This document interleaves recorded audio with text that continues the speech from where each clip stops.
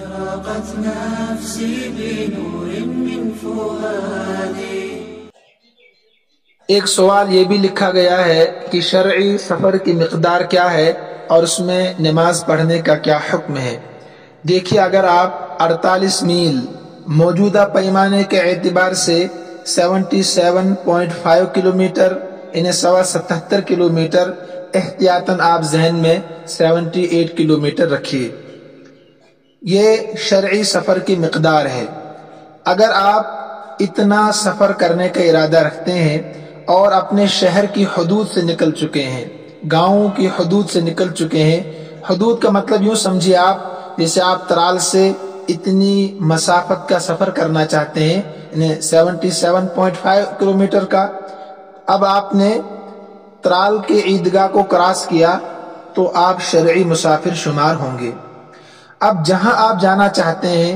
وہاں پہنچنے کے بعد دیکھا جائے گا کہ اس جگہ آپ کا قیام کتنا ہے۔ اگر آپ کا قیام آپ وہاں 14 دن ٹھہرنا چاہتے ہیں، 13 دن، 12 دن یا اس سے کم مدت وہاں ٹھہرنا چاہتے ہیں، اگرچہ 1 گھنٹہ ہی ہو، تو آپ شرعی مسافر ہیں ان دنوں میں بھی۔ اپنے شہر کی حدود سے نکلنے کے بعد اور وہاں قیام کے دوران چاہے 14 دن ہو یا 13 دن یا اس سے کم وقفہ آپ ٹھہرنا چاہتے ہیں، تو اس پوری مدت میں آپ شرعی مسافر شمار ہوں گے۔ جب شرعی مسافر آپ شمار ہو رہے ہیں تو آپ کو نماز کی قصر کرنی ہے۔ قصر کا مطلب یہ ہے کہ ظہر کی نماز، عصر کی نماز اور عشاء کی نماز جو فرائض 4 رکعت پر مشتمل ہے، تو 4 کے بجائے اب آپ کو 2 رکعت ہی پڑھنی ہے۔ ظہر کی 2، عصر کی 2، عشاء کی 2 رکعت پڑھنی ہے۔ سنن اور نوافل جو ہے ان میں آپ کو اختیار ہے، اگر آپ کے پاس وقت ہے، آپ پڑھنا چاہتے ہیں تو یہ بہتر اور افضل ہے، اگر وقت نہیں ہے تو آپ گنہگار نہیں ہوں گے۔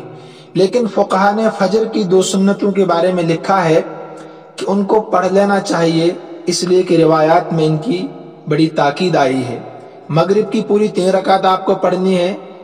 وتر جو واجب ہے ان کو بھی پڑھنا ہے، اور فجر کی پوری 2 رکعت پڑھنی ہے۔ اسی طریقے سے اگر آپ وہاں پر ان 14 دنوں، 13 دنوں یا جتنے دیر بھی آپ وہاں ٹھہریں گے، جتنے دنوں بھی آپ وہاں ٹھہرنا چاہتے ہیں، ان دنوں میں یا راستے میں اگر آپ کسی مقیم امام کی اقتداء میں نماز پڑھنا چاہتے ہیں، مثلا آپ کسی شہر میں داخل ہو گئے تو وہاں امام ظہر کی نماز پڑھا رہا تھا یا عصر کی یا عشاء کی، تو اس کی اقتداء میں آپ کو پوری 4 رکعت ہی پڑھنی ہے۔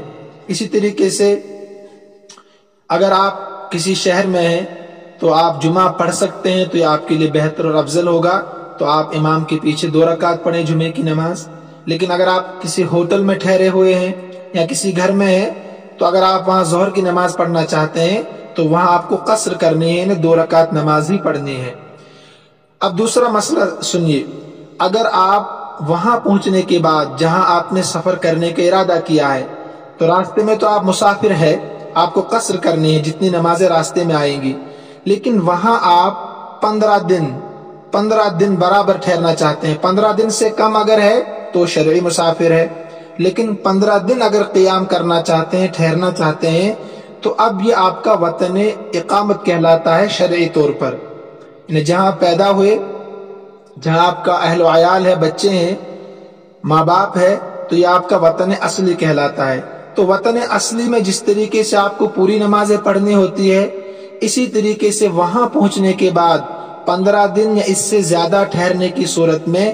آپ کا یہ وطن اقامت کہلاتا ہے۔ تو وطن اصلی کی طرح وہاں بھی آپ کو پوری نمازیں پڑھنی ہے، قصر نہیں کر سکتے آپ۔ لیکن واپسی کی صورت میں چاہے آپ 14 دن ٹھہرے یا پورے 15 دن ٹھہرے، دونوں صورتوں میں جب وہاں کی حد کو آپ کراس کریں گے، اس شہر کے اس گاؤں کو چھوڑ دیں گے آپ، تو اپنے شہر کی حدود میں، گاؤں کی حدود میں داخل ہونے تک پھر آپ مسافر ہی شمار ہوں گے۔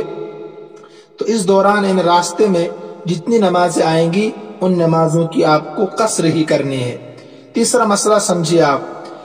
کہ سفر کے دوران، یعنی شرعی سفر کے دوران جو نمازیں قضا ہو جاتی ہے، کبھی ہو جاتی ہے قضا نمازیں، تو گھر میں آنے کے بعد ان کو آپ نے قصر ہی پڑھنے ہیں،